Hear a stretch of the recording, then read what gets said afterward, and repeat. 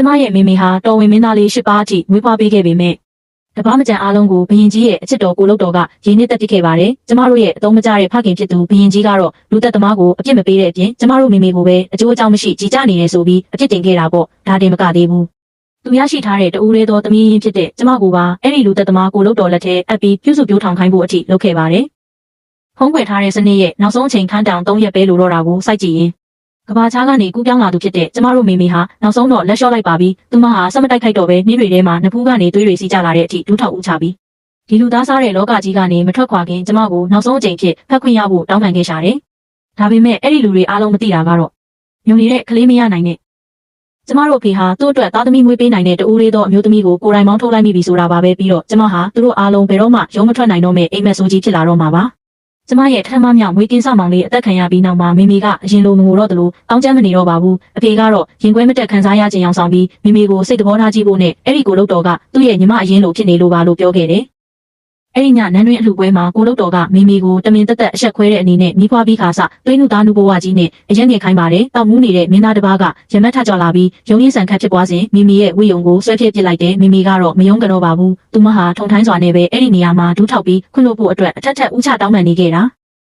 ကိုလုတ်တော်ကိုပြုံးပျော်စေခြင်းုံတက်တက်နဲ့တဲ့အဖေကရဲရဲဆက်ဆက်အမိန့်ထုတ်ပြီးမိမိကိုအပြင်ကအေးခဲနေတဲ့နှင်းတွေထဲမှာဒူးထောက်ခိုင်းခဲ့ပါတယ်ကျမကတော့အမှောင်ရိပ်ထဲကနေမိမိတကူလုံးအေးတန်ကြောင့်ပြန်နှမ်းလာတာကိုကြည့်ရင်နှလုံးသားတစ်ခုလုံးကြေမွားခဲ့ရတယ်။မိမိကကျမကိုလျှို့ဝှက်ချက်တစ်ခုပြောပြဘူးတယ်။သူမဟာစနစ်ရဲ့တာဝန်ပေးချက်အရကဘာချားကနေရောက်လာသူဖြစ်ပြီး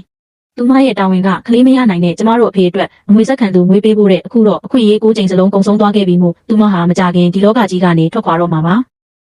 အဖေကတော့ပွဲတော်ကိုပြီးစလွယ်အဆုံးသတ်ပြီးနောက်မိမိစီကိုပြန်လာပြီးဟန်ဆောင်ပန်ဆောင်ဂရုစိုက်ပြပြန်တဲ့မိမိရဲ့အေးခဲနေတဲ့လက်ကလေးတွေကိုစုပ်ကင်ပြီးနှွေးထွေးအောင်လုပ်ပေးရင်းနဲ့မိမိစိတ်ဆိုးဒေါသထွက်တတ်တာကိုပဲလွှဲချအပြစ်တင်နေခဲ့တာပြီးတော့နောက်တစ်ယောက်မွေးရင်တေချာပေါက်ဘေးကင်းကင်းနဲ့ကြီးပြင်းလာစေရမယ်လို့ရှက်စရာမရှိဂရိတွေပေးနေသေးတယ်ကျမကတော့ဒေါသထွက်လွန်းလို့တိုင်ကိုချစ်ပါအောင်စုပ်ကင်ထားမိတယ်နောက်ထပ်ကလေးဆိုတာရှိလာတော့မှမဟုတ်ဘူးစနေ့ရဲ့ခန်းတောင်က3ရက်ပဲလိုတော့တာလေပိုပြီးဆိုတာကမိမိရဲ့မိဘအရင်းတွေပါပဲလွန်ခဲ့တဲ့နှစ်ပေါင်းများစွာကမိမိပြန်ပေးဆွဲခံရတော့ကသူတို့ကမိမိကိုမရှာပဲလက်ရှိကိုလုတ်တော်ကိုသမီးအတူအဖြစ်ဝေးစားခဲ့ကြတာမိမိကဒုက္ခမျိုးစုံခံပြီးအိမ်ပြန်ရောက်လာတဲ့အခါကျတော့လေဘရင်မျက်နှာရဖို့အတွက်မိမိကိုနန်းတွင်းထဲကိုတန်းစားပလာတစ်ခုလိုပို့ခဲ့ကြပြန်တယ်အဲ့ဒီပွဲတော်မှာတော့သူတို့ကမိမိဟာအရှက်မရှိတဲ့မိန်းမလို့လူပုံအလဲမှာဆဲဆိုကြသေးတယ်ပြီးတော့ကိုလုတ်တော်ရဲ့သားသမီးဆုံးရှုံးရတဲ့ဝမ်းနည်းမှုကိုဖြေဖျောက်ပေးဖို့အတွက်ကျမကိုလုတ်တော်လက်ထဲအဖို့အဖေကိုတောင်းဆိုခဲ့ကြတာပေါ့ကိုလုတ်တော်ကလည်းအကွက်ကောင်းရသွားပြီးမျက်ရည်အတူတွေတုံရင်သူမရဲ့တိတ်ဆုံးသွားတဲ့ကလေးကိုအမြဲအိမ်မက်မက်နေရပါတယ်လို့ဟန်ဆောင်ကိုပြပါလေရော